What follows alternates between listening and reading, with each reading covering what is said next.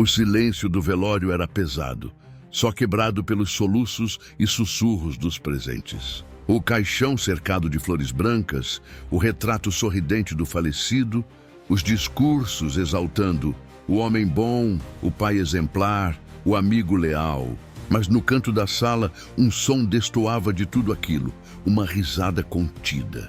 No começo acharam que era nervosismo, um riso involuntário diante do desconforto. Mas logo veio outra gargalhada, mais alta, debochada, quase como se zombasse da dor dos outros. As pessoas começaram a se entreolhar, constrangidas, indignadas. Quem era aquele garoto magro, de moletom surrado, que ninguém conhecia?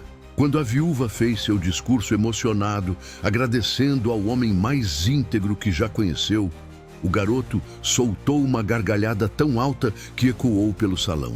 O clima mudou, o filho mais velho do falecido se levantou furioso e gritou: "Qual é o seu problema, moleque?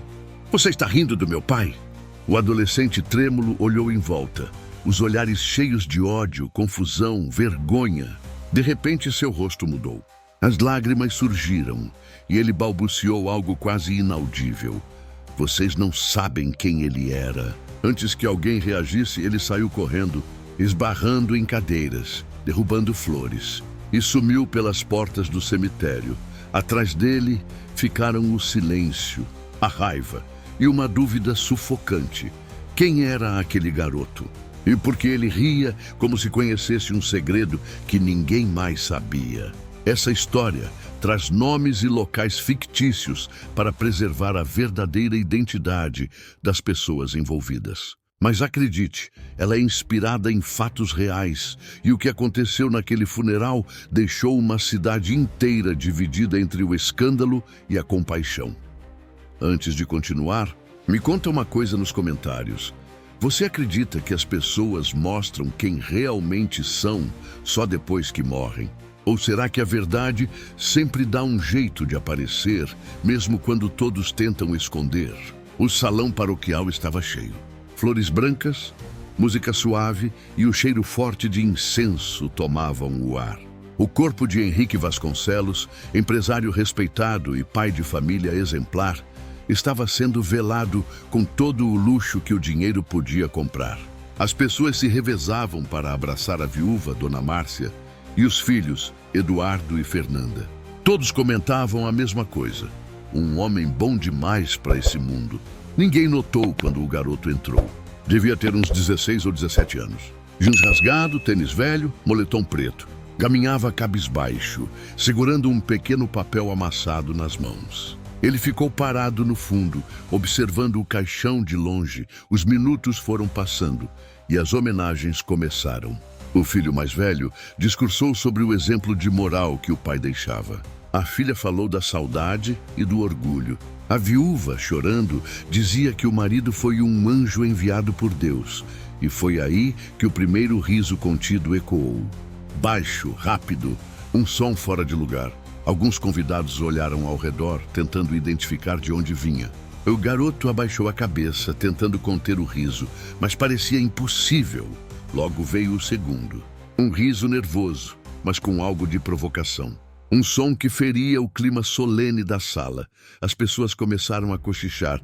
Quem é esse menino? Desse amigo da família ele não é. Talvez alguém em choque.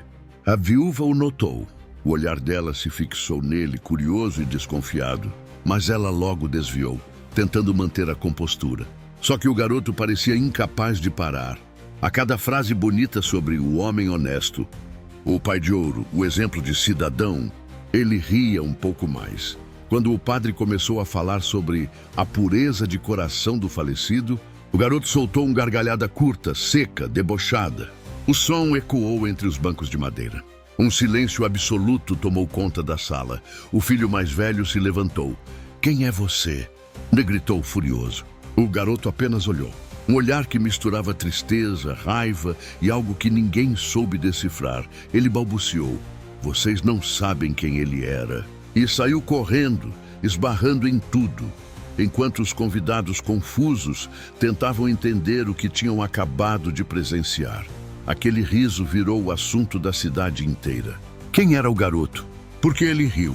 E o que ele sabia sobre o falecido Henrique Vasconcelos. No dia seguinte ao velório, a história já estava em todos os cantos da cidade. O vídeo gravado por um dos convidados viralizou. Um adolescente rindo no funeral do honrado empresário Henrique Vasconcelos.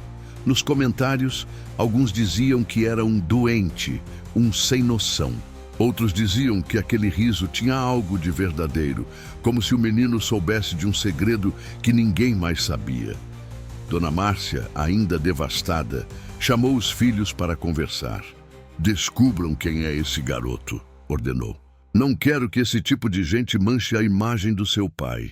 Eduardo, o filho mais velho, pegou o carro e foi até a funerária. Pediu as câmeras de segurança. E lá estava ele, o garoto entrando sozinho, pouco antes da cerimônia começar. Ninguém o acompanhava, ninguém o conhecia. Mas em um dos quadros, por alguns segundos, dava para ver o rosto dele direito. E algo chamou a atenção de Eduardo. Os traços, o formato dos olhos, o nariz, o queixo. Era assustadoramente parecido com o do pai. Eduardo ficou imóvel diante da tela. "Não pode ser", Luigi murmurou. Ele voltou para casa calado, mas aquela noite não dormiu. A imagem do garoto o perseguia. Enquanto isso, a irmã, Fernanda, tentava entender o que aquilo significava. No fundo, algo nela dizia que o menino não estava mentindo. O riso não parecia de deboche. Parecia de raiva contida, de quem estava ouvindo mentiras demais e não aguentava mais fingir. No terceiro dia após o velório, alguém bateu na porta da casa. Era Padre Luiz, o mesmo que celebrou a cerimônia. Tinha algo nas mãos, um bilhete que haviam deixado na paróquia. O envelope era velho e o papel dentro estava sujo e amassado. Tinha apenas uma frase escrita: "Ele ria porque sabia.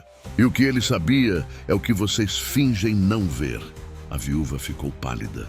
Eduardo pegou o bilhete e o amassou com força. "Não vi. Isso é coisa de vagabundo querendo atenção. Vou achar esse moleque." E achou. 2 dias depois, um segurança do condomínio o encontrou perto do muro dos fundos da mansão. Estava com uma mochila rasgada e um olhar de quem não dormia há dias. Quando o viram, o garoto apenas disse: "Não vim roubar nada. Só quero que parem de mentir." Mas o que ele disse em seguida fez todos gelarem. "Vocês falam tanto de justiça, mas o homem que vocês enterraram era um monstro. Eu posso provar." O garoto foi levado para dentro da casa, contra a vontade da viúva. Eduardo exigia respostas. "Como você se atreve a falar assim do meu pai?" Mas o menino não demonstrava medo. Sentou-se no sofá, as mãos sujas, os olhos marejados. "O nome dele era Henrique Vasconcelos, certo? Então me digam, ele também era o homem que usava o nome falso de Henrique Duarte quando ia visitar a minha mãe?" O silêncio foi absoluto. Dona Márcia ficou branca. Fernanda levou a mão à boca. Eduardo, sem entender, gritou: "Do que você está falando?" O garoto respirou fundo. "Minha mãe se chamava Joana. Ela trabalhou para ele há uns 15 anos. Foi demitida de repente quando engravidou. Ela tentou contato, escreveu cartas, ligou. Ele nunca mais quis saber. Disse que se ela falasse alguma coisa, ele acabaria com a vida dela. E acabou mesmo." Lídia, a governanta que ouvia tudo do corredor, soltou um soluço involuntário. Ela lembrava da época, da funcionária jovem e bonita que, do dia para a noite, desapareceu da mansão sem dar explicações. O garoto continuou, com a voz falhando entre a raiva e o choro. "Ele dizia para minha mãe que eu era um erro, que não merecia nascer. Ela morreu no ano passado, de um AVC, lavando roupa num rio.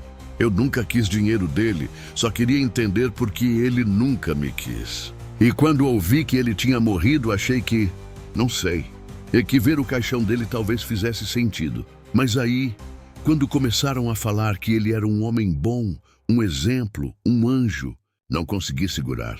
Eu ri porque era mentira demais. Vocês estavam chorando pelo homem errado." Fernanda começou a chorar. Eduardo ainda tentava negar. "Ah, você está inventando isso para conseguir atenção. Onde estão as provas?" O garoto abriu a mochila, tirou um envelope cheio de cartas amareladas e fotos antigas.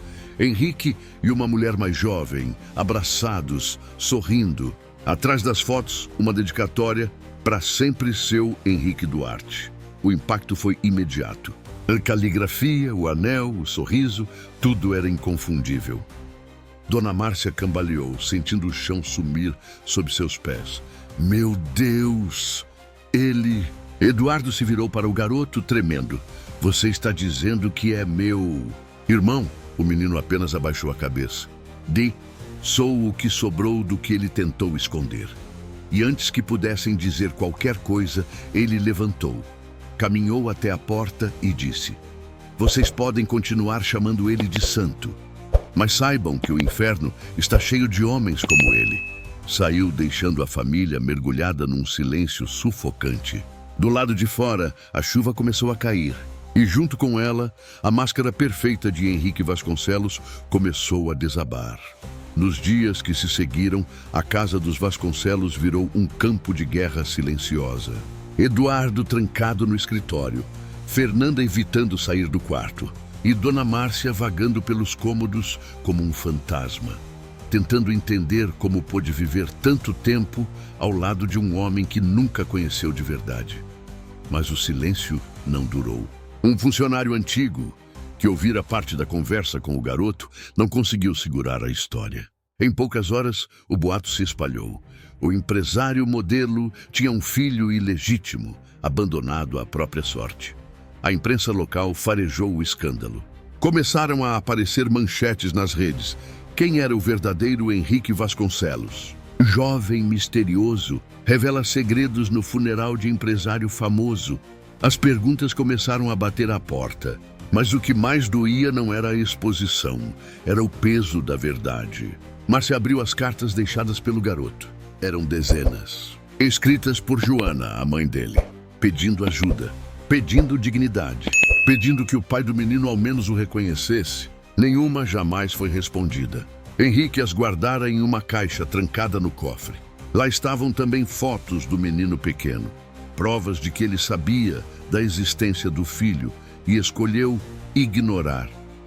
Márcia chorou até perder as forças. O luto que sentia agora era outro. Não pelo marido morto, mas pela vida construída sobre mentiras. Eduardo, envergonhado, tentou achar o garoto. Disse que queria resolver tudo, talvez oferecer ajuda. Mas ninguém sabia onde ele estava. O menino tinha desaparecido. Foi Fernanda quem o encontrou. Uma semana depois, sentado em frente a uma pequena igreja do centro, com uma mochila no colo e o olhar distante. Você não devia ter fugido assim, ela disse, sentando ao lado. Ele respondeu sem olhar para ela. Vocês não deviam ter acreditado nele assim. O silêncio entre os dois foi longo. Sabe o que mais me doeu? E ele continuou. Ouvir as pessoas dizerem que ele era bom, que ajudava os pobres. Ele ajudava, mas só quando tinha câmera por perto. Quando ninguém via, ele destruía vidas. Fernanda chorou. Você não merece carregar o que ele fez. O garoto levantou. Eu não carrego. Eu sobrevivi. Quem vai carregar é quem fingiu não ver. No dia seguinte, um envelope foi entregue na porta da mansão. Dentro havia apenas uma carta curta, escrita com caligrafia firme e limpa. Não quero dinheiro, nem nome, nem desculpas. Quero só que parem de mentir. E se quiserem realmente honrar a memória dele, contem quem ele foi de verdade. Assinado. O filho que vocês nunca quiseram conhecer. A carta vazou como tudo mais. E em questão de horas, o pedestal de Henrique Vasconcelos virou pó. A repercussão da carta foi devastadora. A imagem de Henrique Vasconcelos, até então venerado como exemplo de sucesso e generosidade, desmoronou diante de todos. Os jornais que antes exaltavam seus projetos, agora publicavam denúncias antigas, contratos suspeitos, funcionários que diziam ter sido humilhados e até ex-amantes que confirmavam a existência do menino. Dona Márcia não saía mais de casa. Passava os dias lendo e relendo a carta deixada pelo garoto, repetindo para si mesma: eu juro que não sabia. Mas por dentro, ela sabia que não era bem assim. Sempre houve sinais. O telefone desligado às pressas, as viagens a trabalho sem destino, as respostas vagas. Só que ela nunca quis ver. Era mais fácil acreditar no homem perfeito do que encarar o monstro que vivia dentro dele. Fernanda, por outro lado, se recusava a deixar que o menino desaparecesse novamente. Ela o procurou por dias, indo a abrigos, igrejas, praças, até que o encontrou em uma instituição para crianças de rua. Ele ajudava outros garotos a estudarem. Tinha virado uma espécie de mentor silencioso, mesmo sendo quase um deles. Quando ela o viu, ele estava lendo em voz alta para as crianças. O mesmo sorriso irônico de antes, mas agora com uma serenidade triste. Você ficou famoso, sabia? Disse Fernanda, tentando quebrar o gelo. Ele deu de ombros. Famoso por rir num funeral. Já vi piores. Por dizer a verdade, ele parou de ler. Aquelas palavras ecoaram fundo. Fernanda se aproximou, estendeu um envelope.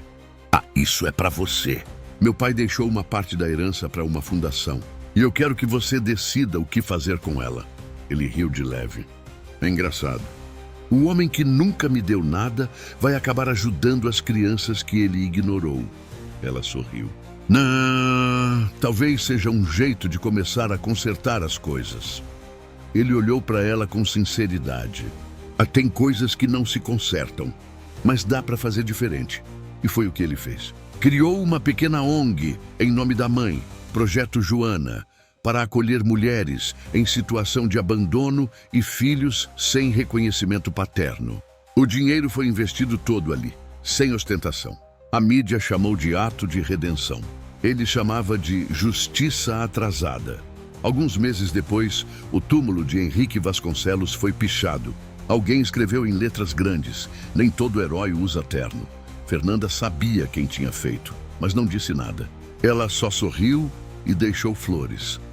No fim, a história que começou com gargalhadas num funeral terminou com algo raro: verdade e paz. O menino, que todos julgaram por rir, se tornou o símbolo de algo que ninguém teve coragem de enfrentar: a hipocrisia das aparências. E cada vez que alguém perguntava quem ele era, ele respondia com a mesma calma: sou só o filho que aprendeu a perdoar, mas nunca a esquecer. E você? Se descobrisse que alguém que todo mundo admira escondeu um segredo terrível, teria coragem de revelar, mesmo que isso destruísse a imagem dele?